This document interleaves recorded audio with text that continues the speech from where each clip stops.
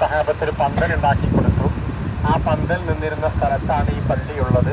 അതുകൊണ്ട് ഈ പള്ളിക്ക് പറയുന്ന പേര് മസ്ജിദ് അരീഷ് എന്നാണ്. എന്ന് പറഞ്ഞേ, നബി തങ്ങൾ ഇവിടെ സുജൂദിൽ കടന്നിട്ട് യാ ഹയ്യോ യാ ഖയ്യൂം എന്ന് പറഞ്ഞ് സുജൂദിൽ വീണു. 313 സഹാബികളെ വരിവരിയായി നിർത്തി. എന്നിട്ട് സുജൂദിൽ കടന്നിട്ട് അള്ളാഹുവിന്റെ റസൂൽ പറഞ്ഞു, എൻ്റെ സഹാബത്തിൽ കിറാം കാലിൽ ചെരുപ്പില്ലാത്തവരാണ്, ഉടുക്കാൻ വസ്ത്രമില്ലാത്തവരാണ്, കഴിക്കാൻ ഭക്ഷണമില്ലാത്തവരാണ്. ഞാൻ എൻ്റെ 313 പാവപ്പെട്ട സഹാബികളെ പറഞ്ഞയക്കുന്നത് 1000ഓളം വരുന്ന യോദ്ധാക്കളുടെ മുമ്പിലേക്കാണ്. അവർക്കെല്ലാം ഉണ്ട്. അവരെ എൻ്റെ ഈ സഹാബത്ത് ഇവിടെ മരിച്ചു വീണാൽ ഇനി ഈ ലോകത്ത് ലാ ഇലാഹ ഇല്ലല്ലാഹ് എന്ന് വിളിച്ചു പറയാൻ ആരും ഉണ്ടാവില്ല. അതുകൊണ്ട് ഇനി ഇവരെ സഹായിക്കുമെന്ന് ഉറപ്പ് തന്നാൽ സുജൂദിൽ എഴുന്നേൽക്കുള്ളൂ എന്ന് പറഞ്ഞ് എനിക്ക് സുജൂദിൽ കടന്നു ഈ പദ്ധതി. അപ്പോഴാണ് അള്ളാഹു പറഞ്ഞത് നബിയോട്, തല ഉയർത്തു നബിയെ, ജിബ്രീൽ അലൈഹി ഇസ്ലാമിന്റെ നേതൃത്വത്തിൽ 5000 മലക്കുകളെ ഞാൻ പറഞ്ഞയച്ചു തരാമെന്ന് അള്ളാഹുവിന്റെ റസൂൽ പറഞ്ഞ് അള്ളാഹുവിന്റെ ഭാഗത്തു നിന്നുള്ള അറിയിപ്പുണ്ടായപ്പോൾ നബി സുജൂദിൽ എഴുന്നേറ്റു. അങ്ങനെ 5000 മലക്കുകൾ വന്നിറങ്ങിയ മലമുകളാണ് ആ കാണുന്നത്. ഒരു കറുത്ത മല കണ്ടോ? അതിന്റെ താഴെ കണ്ടോ നല്ലൊരു മണല്?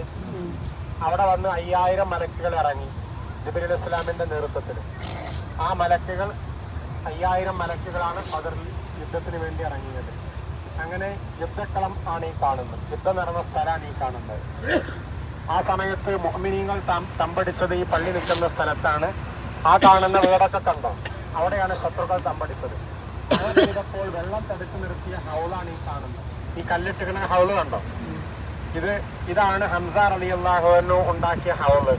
അതാണ് വമ്പുറ്റ ഹംസ റളിയല്ലാഹു ചാടി തമ്പി അസ്വദിൽ മാറദ എന്ന് പറയണില്ലേ?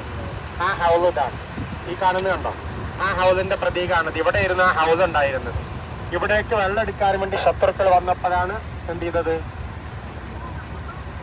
അസ്വദ് വമ്പുറ്റ ഹംസ റളിയല്ലാഹു ഹംസ റളിയല്ലാഹു ചാടി. അത് ഇവിടെ ആ ഹൗലിന്റെ പ്രതീകമാണ് ഈ കാണുന്നത്. അങ്ങനെ യുദ്ധം ആരംഭിച്ചു. ആദ്യമായി ബദറിലേക്ക് ഇറങ്ങിയത് 3 പേരാണ്. അലി റളിയല്ലാഹു അൻഹു, ഹംസ റളിയല്ലാഹു അൻഹു, ഉബൈദത്ത് റളിയല്ലാഹു അൻഹു. അലി ഹംസ റളിയല്ലാഹു അൻഹു ചെറുപ്പക്കാരായിരുന്നു. ഉബൈദത്ത് റളിയല്ലാഹു അൻഹുവിന് 65 വയസ്സുണ്ടാവും. അപ്പൊ ഇസ്ലാമിന്റെ എന്ത് കാര്യത്തിനും പ്രായമായവരുടെ കൂടെ ആരുണ്ടാവണം? അല്ല, വയസ്സായ ആളുകൾ ആരെ കൂടെ ഉണ്ടാവണം? 2 ചെറുപ്പക്കാരെ പേര് പറഞ്ഞത് ആരെ പേരും പറഞ്ഞു? ഒരു വയസ്സായ ആളെ പേര്. ഉബൈദത്ത് റളിയല്ലാഹു അൻഹു 65 വയസ്സാണ്. അങ്ങനെ യുദ്ധം ആരംഭിച്ചു. ഹംസ റളിയല്ലാഹു അൻഹുവിന്റെ ശത്രുവിനെ അദ്ദേഹം പെട്ടെന്ന് കൊന്നു. അലി റളിയല്ലാഹു അൻഹുവിന്റെ ശത്രുവിനെയും കൊന്നു. ഉബൈദത്ത് റളിയല്ലാഹു അൻഹുവിന്റെ ശത്രുവിനായിട്ട് ഏറ്റുമുട്ടിയപ്പോൾ ഉബൈദത്ത് റളിയല്ലാഹു അൻഹുവിന്റെ കൈയും കാലും ഒക്കെ മുറിഞ്ഞു. അങ്ങനെ ഉബൈദത്ത് റളിയല്ലാഹു അൻഹുവിന്റെ ശത്രുവിനെ പെട്ടെന്ന് ചെന്ന് അലി റളിയല്ലാഹു അൻഹു വധിക്കുകയും കൈയും കാലും മുറിഞ്ഞ ഉബൈദത്ത് റളിയല്ലാഹു അൻഹുവിനെ കൊണ്ടുപോയി ഇവിടെ മുമ്പിൽ ഇട്ട് കൊടുക്കുകയും ചെയ്തു. അത് ഈ കാണുന്ന അരീഷ് എന്ന പന്തലിൽ വെച്ചായിരുന്നു. അപ്പൊ ആദ്യമായി ബദറിൽ വെട്ടേറ്റ് വന്ന സഹാബിയാണ് ആര്? ഉബൈദത്ത് റളിയല്ലാഹു അൻഹു. അദ്ദേഹത്തിന്റെ ഖബർ സൊഫ്രായിലാണ്, പോണ വഴിക്കാണ്. ബാക്കി 13 പേരും നമ്മളിപ്പോ സിയാറത്ത് ചെയ്ത് നടത്താറുള്ളത്. ഉബൈദത്ത് റളിയല്ലാഹു അൻഹു പോകുന്ന വഴിയിൽ സൊഫ്രായിലാണ്